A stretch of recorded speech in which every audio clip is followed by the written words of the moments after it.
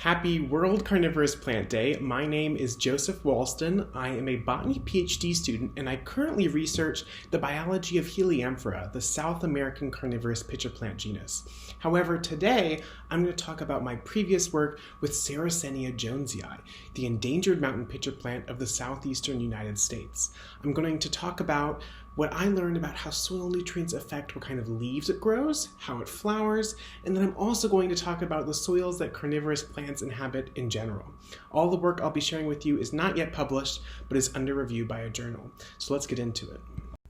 So let me introduce to you Sarracenia jonesii, also known as Sarracenia rubra subspecies jonesii. Its common name is typically the mountain sweet pitcher plant, and it grows these very large clumps, and it has these long pitchers, and they kind of flop on top of each other, as you can see in these pictures. So it's a carnivorous evergreen herbaceous plant that you can find in southern Appalachia, so you can find it in North and South Carolina in these very specific habitats called cataract bogs and cataract fens. It's very rare and federally endangered, and because of that, it's poorly studied. There's not extensive research on it. It's barely mentioned in the scientific literature. There is evidence to suggest that it is the most at-risk species for extinction in the genus Sarracenia. So anything we can learn about the species to try to help to protect it is really, really important. There is an overall population decline. It's been extirpated from 43 of its known populations. So extirpated means it's gone extinct in those locations. So that's about half of its range gone, and now only exists in 12 populations. And so my study focuses on one of those 12 current populations. So the population that I studied was at Roberts Nature Preserve, and within the whole nature preserve there were 3 sites where I could find these plants. So Roberts Nature Preserve, the property as a whole is the meta-population, one of those 12 remaining populations. And then within it are subpopulations. So there was Site 1, as I called it, Site 2, and then there was one individual living by itself on a different side of the property, and I called it Site 3. There were historical reports of a 4th site on this property that had Sarracenia jonesii, but unfortunately I could not find it and others could not find it, so likely that 4th site has been extirpated. So for my study, I defined a clump as a group of individuals distinctly grouped together, likely sharing rhizomes. So over here is a picture of me working with one of the clumps, and you can see it's rather large, and likely if we actually looked at the rhizomes and the roots, you could probably separate it into different individuals, but for my purposes, this is one clump. Now let's look at some carnivorous plant anatomy. Pitcher plants are very well known for their pitchers. They're hollow leaves that trap, digest, and kill their prey, but they can also grow non-carnivorous leaves, and these are called phyllodia, or phylloδιum in the singular. And it's often, I found, a spectrum between these 2 leaf types. Sometimes you'll find in-betweens, and oftentimes these phyllodia will have the beginnings of a tube that would have formed into a pitcher, but did not.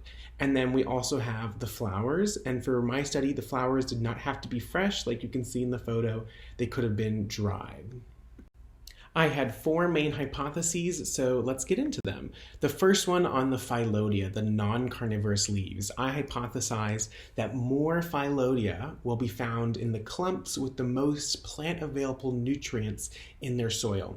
So those plant-available nutrients that I studied were nitrate and ammonium. And my second hypothesis was that the soil in which I find the Sarracenia jonesii is not going to be nutrient poor, as people often think about carnivorous soils, but rather nutrient rich, meaning they have a high total nitrogen. But the nutrients and the nitrogen I do find in that soil wouldn't be in plant available forms, aka the nitrate and ammonium. My third hypothesis was that the more plant available nutrients in the soil, the fewer flowers the clumps would actually produce. And my fourth hypothesis was that as one of the last remaining sites, one of the few extant sites, I hypothesized that the Sarracenia jonesii metapopulation at the Roberts Nature Preserve would show declining trends in population growth since 1979, which is the earliest I could find a historical survey. Now, for the purposes of time, I won't bore you with my lab work methods and my statistical methods, but I will show you my fieldwork methods because it is kind of nice to see the pictures of the plants out in the wild. And so, if you'll recall, I had 3 sites total in the meta population as a whole, but one of those 3 sites just had one individual, one clump. And so I chose 10 clumps from those 2 remaining sites for a total of 21 clumps overall. And so for each clump, I counted the amount of pitchers, the amount of phyllodia, the non-carnivorous leaves, and the amount of flowers they had, as well as the clump circumference. And then I took 6 10-centimeter deep cores per clump so I could look at the soil chemistry. And so here's an example of a soil core that I took. So for my first hypothesis, if you recall, I thought I was going to find more phyllodia, more of the non-carnivorous leaves in the clumps that had more plant-available nutrients, that nitrate and ammonium, in their soil. Because I thought if the plant could access more nutrients in their soil, they wouldn't need to eat as many bugs, so they wouldn't need to make as many carnivorous leaves. But that is not what I found. I found that the amount of plant-available nutrients in the soil did not affect phyllobium growth. So I based this relationship off of scientific literature showing this relationship, but that literature was experimental. So it could have been that they were using more nutrients in those studies to find this relationship than I would see out in the wild. And it is possible that there are other factors in play that would encourage the growth of phyllodia other than nutrients, such as light, because the phyllodia are better at photosynthesizing than the carnivorous leaves. So for example, these clumps can be quite large and there can be a lot of shading because the leaves kind of topple on top of each other. And so the shading of leaves or rhizomes maybe are going to encourage more phyllodia growth than the amount of nutrients in the soil. So here is the graph showing ammonium and phyllodia growth. There's not a clear trend as I predicted. I also tried to see if the amount of plant-available nutrients would affect the growth of the pitchers, but I found that the nitrate and the ammonium, the plant-available nutrients in the soil, did not affect pitcher growth, and so neither of these relationships were statistically significant. If you recall, my second hypothesis, I thought I was going to find that the soil had a lot of nitrogen, a lot of nutrients, but that nitrogen was not going to be plant available. It was not going to be in nitrate or ammonium forms. So chemically, some nutrients simply can't be taken up by plants. They have to be in special forms to be taken up. And so I formed this hypothesis because the soils that carnivorous plants inhabit tend to be very wet and acidic, and they tend to be wet and acidic for long periods of time. So soils that are wet and acidic tend to have decreased amounts of decomposition. Decomposition is going to be the process that turns those plant unavailable nutrients into the forms that are available for plants to take up. So if your soils don't have a lot of decomposition, that in turn means there wouldn't be a lot of available nutrients, I hypothesized. And that could be one of the reasons that the plant needs to take external sources of nutrients like bugs in order to thrive. So I did find that the soil in all of the subpopulations across Roberts Nature Preserve had a relatively high percentage of total nitrogen, of total nutrients, but low amounts of plant available nutrients. So this figure is showing the total soil nitrogen and plant available nitrogen per site, but let's actually put those numbers in with some context so we can understand what they mean. So we're going to be comparing a normal average soil and then our soil that's growing these Sarracenia jonesii. So an average soil has a range of about 0.1 to 0.15% nitrogen, whereas our soil had an average of 0.22% nitrogen. That's quite a bit higher than this average range. Now let's look at the plant available forms. So for ammonium has an average of 2 to 10 parts per million in an average soil. Our soil had 0.55. That's quite a bit lower than the lowest of this normal range. Now let's look at nitrate. Nitrate has an average range of 1 to 4 parts per million. Our soil had less than 0.1 parts per million. So we see that our soil does not have a lot of plant available nutrients, but has quite a bit of total nutrients. So this does support my hypothesis that the fen soil, that this property soil is not nutrient poor.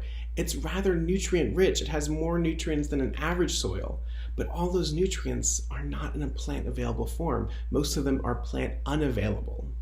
So if there are more studies like mine that look at more soils that have different carnivorous plants, I'm going to suggest we move away from the nutrient poor term and go more with plant available or plant unavailable, because I'm going to hypothesize that soils that other carnivorous plants grow in around the world are going to follow this similar trend. Now, for my third hypothesis, I thought that the more plant available nutrients in the soil, the fewer flowers would be grown for that clump. And I built this hypothesis off of experimental studies that showed that relationship. However, I found the number of flowers grown and the amount of ammonium, that plant available nitrogen in the soil, did not have a statistically significant relationship as hypothesized. But more data might strengthen that negative relationship. But working with an endangered and rare species, you often have to work with what you have.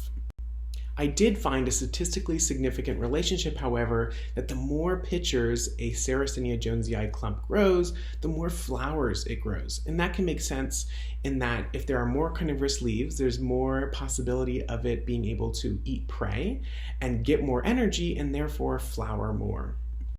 So for the last part of my study, I did a historical analysis of this population with all available historical data I could find. And so I hypothesized that over time, this population would be declining in number of individuals, and that is indeed what I found. Now, what's interesting is I found that these clumps actually are growing more leaves and more flowers than they were in the past. Now, that could be because the clumps themselves, the actual rhizomes, are older, right? They're decades older, they have more surface area to grow these leaves, but it could also be due to the increased conservation efforts by Roberts Nature Preserve, as well as the federal designation as this plant as endangered.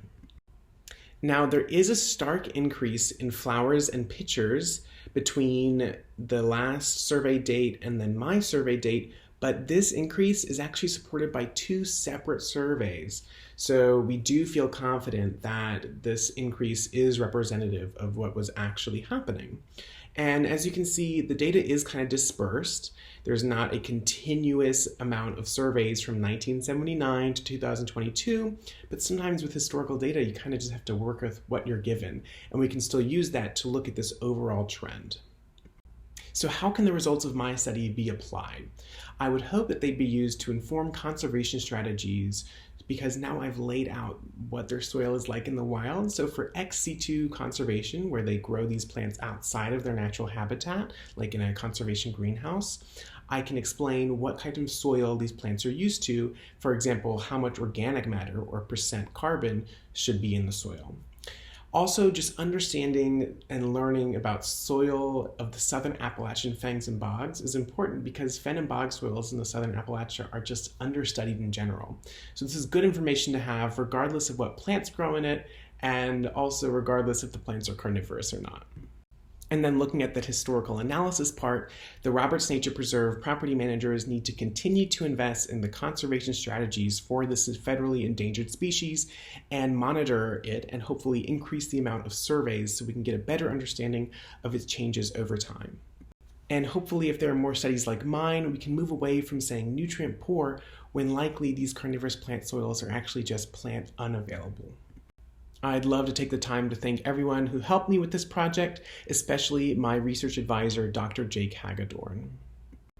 Please feel free to contact me. My contact information is in the bio if you'd like to talk about this project or my other carnivorous plant work. But thanks again for watching. Thank you to the International Carnivorous Plant Society for inviting me to talk about this, and happy World Carnivorous Plant Day. It's not a surprise that gardeners, educators, and scientists are fascinated by these unique plants. The International Carnivorous Plant Society, or ICPS, not only love these plants, but welcomes growers just getting started all the way through professional scientists. The ICPS even started an annual World Carnivorous Plant Day to celebrate them. The free online event is held the first Wednesday of May. Take a look around our website and you'll find historic documents about carnivorous plants, growing guides, free educational resources, and more. Have questions? Ask. We don't bite, but our plants do.